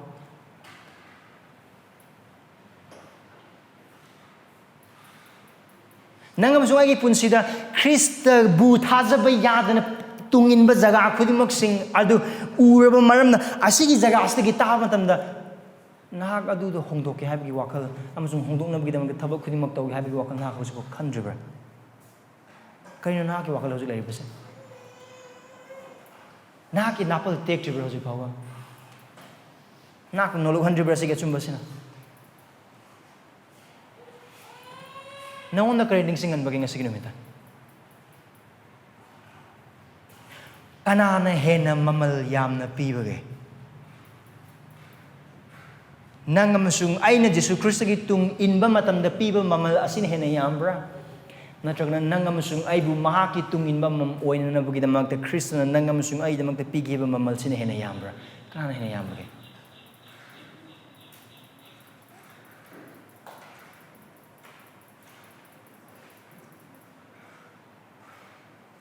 Kristagi amasung apabawapaw gi maram gidamakta matamang pamuri browsing pawba matamang manate nang amasung na matamang hena kan makaktane Isor amasung Mahakki haiba inba aduda matampiba aduna nahaki taibang panbagay phanggadoriba adu thintan gina nahak hos pawba khallibra mafam masi tar matung da pawba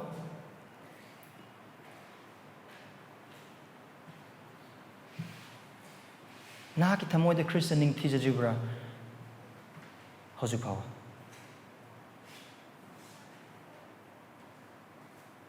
Nahaki punsidagi hena Krista nungsidjubra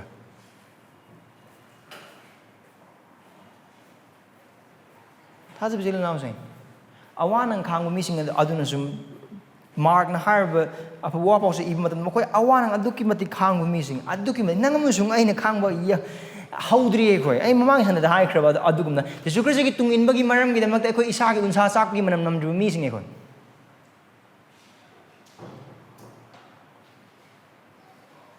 Sairam nai na pu ba phangdru mising ay mangak ne ekhoi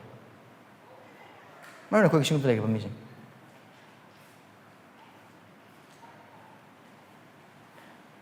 adu harba mising aduna uba matam da makhoi na khang liba wan ang khudimag sing adu Christian makhoi da magda khang bikhiba du urak matam da de makhoi thawala mone adu harba hiram asidagi hiram ahum khaktang lai yan ham da de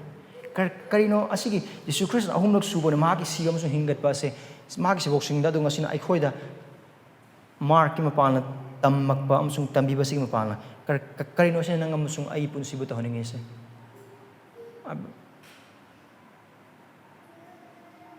Mahum katong haki wakal da marone le yan ham da desin har ba side kun wakal to bugi ma pa ang tami na kraba sige ma pa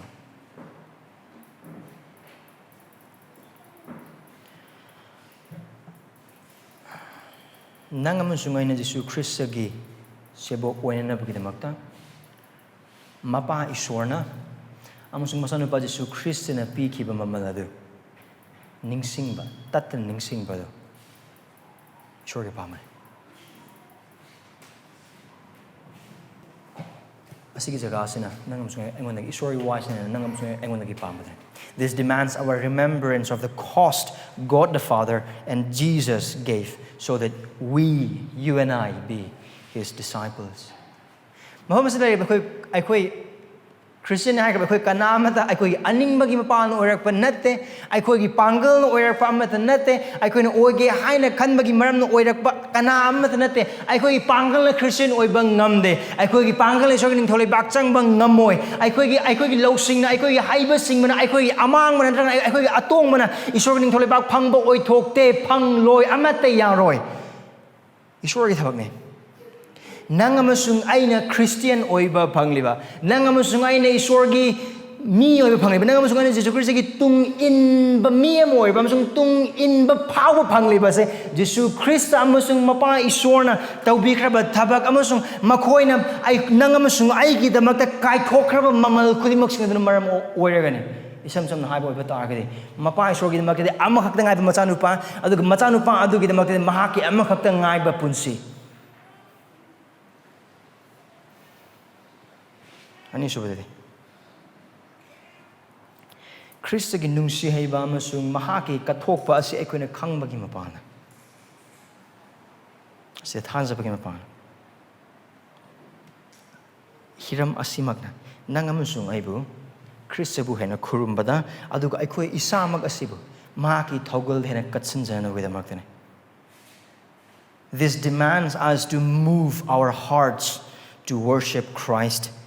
and give ourselves to his service sacrificially. Asi Christian nang amasung agidamak tawbikraba hiram jaga asi tar matam adu phawbada thamoida karimta nachungdaba kaidawai ge tar na lejibu adu mane khanbu wakhal leiba oiba targadi na kok bera leiba mi amane you are a psychopath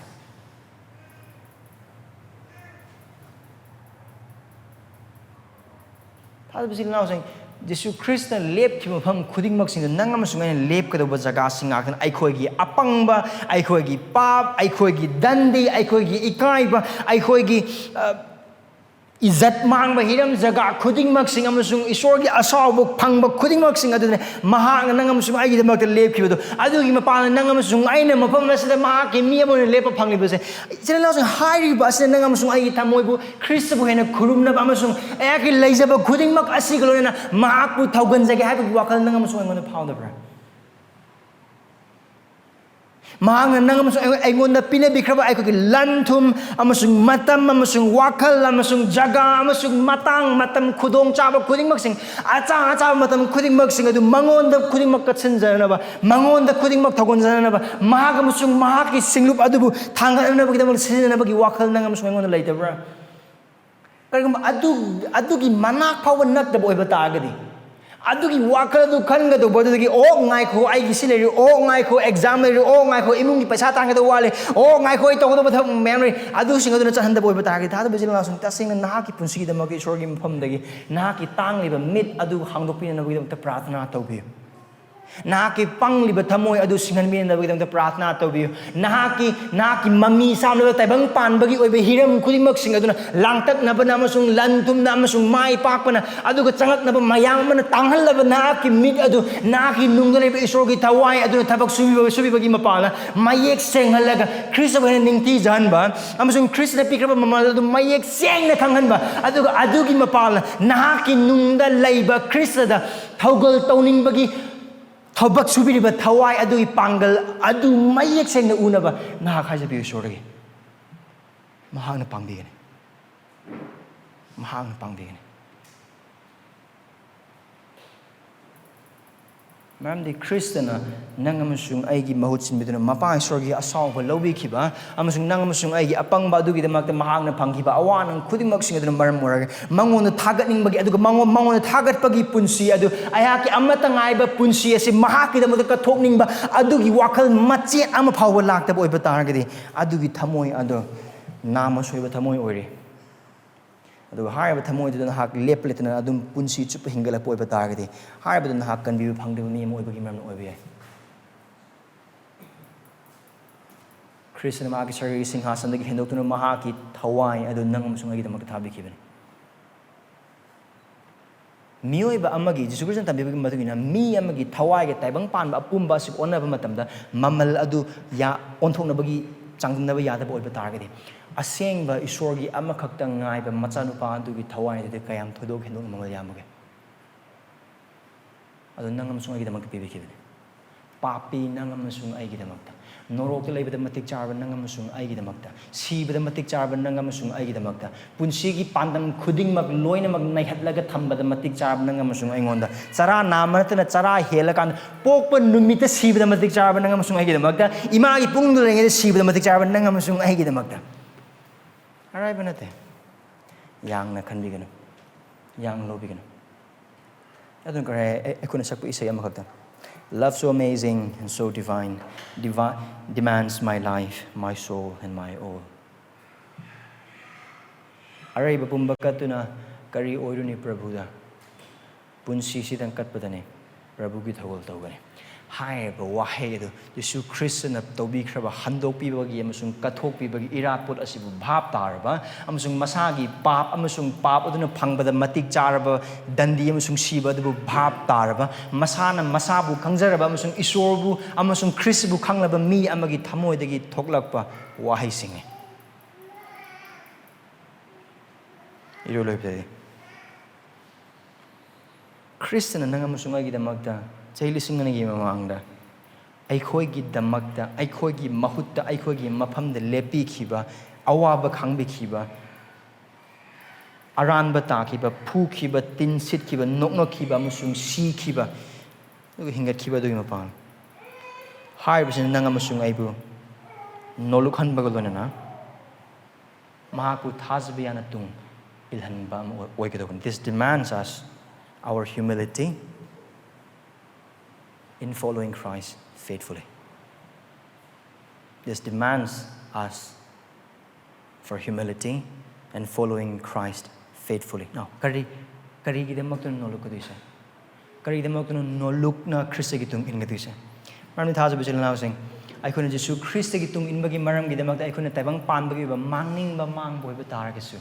Haiba khudingmak sing adu share phalamagi nakan amada thamaga Jisu Khristana nang amasung aibu kanbina bagidamang maki ning thole ba adu yahon bagidamagta mangna katkraba mangna pikraba mamal adu share phalamagi nakan da thambo oiba tagadi Khristana nang amasung aigidamagta pikhiba mamal aduna adukki matik thoidog hendog la ekhoi wakhalna lamba phangbadagi su hena lumgani. It is incomparable. Changdamna phawai yaroi.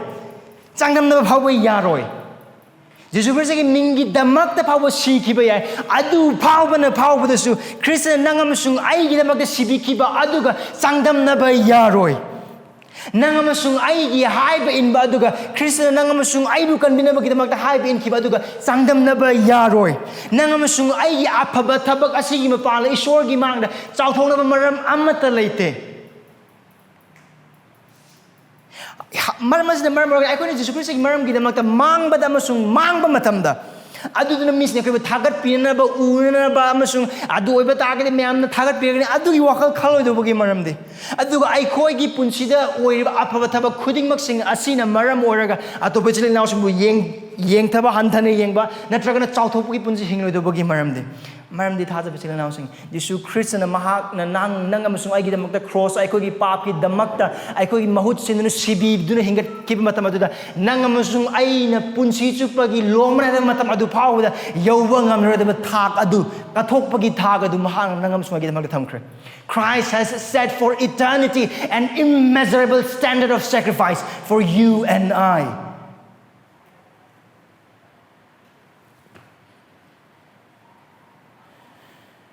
Aduna maram moraga aikhoina tawba aphaba thabak kharana magi tung thajabiyan tung inba kharana Esorna aigidamada karigumba khardi soidan tawbiyom toyana khanba wakhaldo apangba wakhal tadaba Krista maiksina masak khangdaba aduga Kristagi kathokpibadu gyan tadaba mi amagi wakhalone karigumba Esorna ai Christian chahi manga ore tara ore thabak khare thajabiyan tori aduna maramora Esorna aibu awaba tahanba oithokte tahanpham thokte anaba pibham thokte exam loina mak mai papam thoi paisa tanba khuimang maram hena pibam thoi khanbo oiba tagadi adugi mikuptu da ichilena sa upun jaje may we eat dust when we think even to complain against God, thinking that we deserve something because we have followed Him for some time.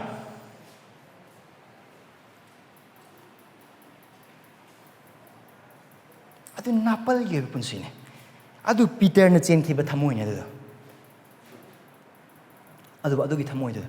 Khristagi mamal yamba amasung nang amasung aina tawba ngamna rodo kathokpi badu wakhal thambi odongi mangda. Adu nolu kanbi. Aduna nolu kanbi mayek sena khangse nang amasung aina khoi paad marmor kan phangba matik chap lomna da norok ne amasung sibane punsi nate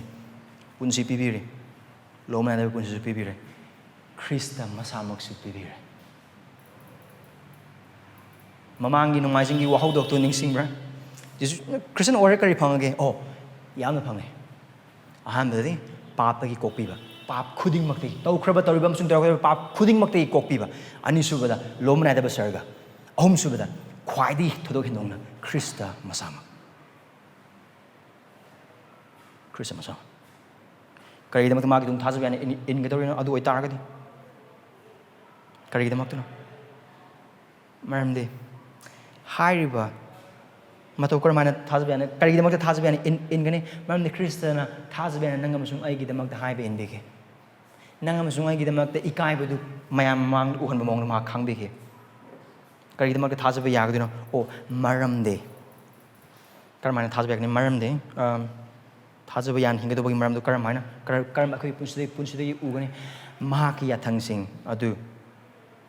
inbagi mapala sebok sembagi wapau sandokpagi singlupta thajaba yaba miyoy moibagi leiba jaga khuding makta asengba punside hingbagi and Jisu Khristana have the kaino nang na kunung sirabadi Mahakki yathang sing ngak if you love me you will keep my commandment adu have the kaid ubapang Esorbu Kristabu amasung Mahakki missing bunung sibada makhoibu thaugal tawbada karigolona kathokpagalona karigidamang ekona kathokpagalona Esorbu Kristabu amasung Mahakki missing bu thaugal tawdo ise maramdi Kristana kathokpagalona aikhoibu kanbibagi maramna ekona ju phangliba mafam amasung laiba jaga se Kristagi haibenba thajaba yaba amasung kathokpiba iratpot adugi maramna koi marki sorbu khangdaba Kristabu thajaba miyosing yaure nak takra Jisu Khristana chili sing ani mamangda papsin bising idamak kari tobi khrabna hain haibada nak papi ne naki pap ke to mandi sibane Esorbu thaganabagi damak semba naki punsi aduna Mahakki mayuk te hingliba nahak ne aduga naki pap adugi atoman sibane aduga hanga sig numite Kristabu thajadana sib oiba taragade nahak sudan no ko chatkane adubu nahak amuk hana tau Kristana pap chin masing idamak lakpiduna hingbiduna sibiraga humni subana mite hingatkre nahaki pap tagin hangna pungning hongna thajaba oiba taragade nahak Kristana kanbigani nahakna tawba ngama kari amata leite nahakna nasabu kansanabagidama adu Esorna nahakpu kanbinabagidamakta Jisu Khristana tawkraba thabak adu thajab cross adu thajab mahak asiba babu joy tawduna hingatkraba kanbiba mapune thajab sil nauseng nang amasung Khristagi tung inbasing ngasigi numita amasung ekhona mahakki tung ingadobase nolupada amasung thajaba yana maramde haiba punsi adumak hinganaba aduga haiba punsi adumak hingbada changba thaujal khudingmak pangal khudingmak thadokpa khudingmak aduga cross bu khudingmak aduda pangal amasung thaujal amasung marang kaiba adu pibinabagidamakta Jisuna cheinana thanba masida sikhiba amasung mai pak hingatkiba da prana tawsi koi pam sung Esor nahakna nachanapa Khristagi mapalna eikhoigidamak tawbikiba achoba thabak ase eikhoina singthanaba matamda Prabhu miyoibagi loksing amasung yana amasung wahai gi lomba naiba aduna loiba naihale kaya matik chawkraba nahakki nungsibana kaya matik chawkraba nahakki thaujala Prabhu asigi marumda amasung asigi maningda asina maning ori haraga eikhoina nahakki sebok amasung thajaba misingni haina nabu thajaba misingni haina tor afaba thabak khudimasingsidi pa Esor atuk matik pi Khristagi thagachari amasung Khristagi haibinbagidamak thagachari amasung Khristagi thajaba yabadagidamak thagachari Prabhu thagatpagi punsi ase Khristagi haiba inbada amasung thajaba yaba tunginba moibada amasung nolukpa punsida isani sabugi azadaduna cross pubagi punsida dakoi hingbada mateng pangbi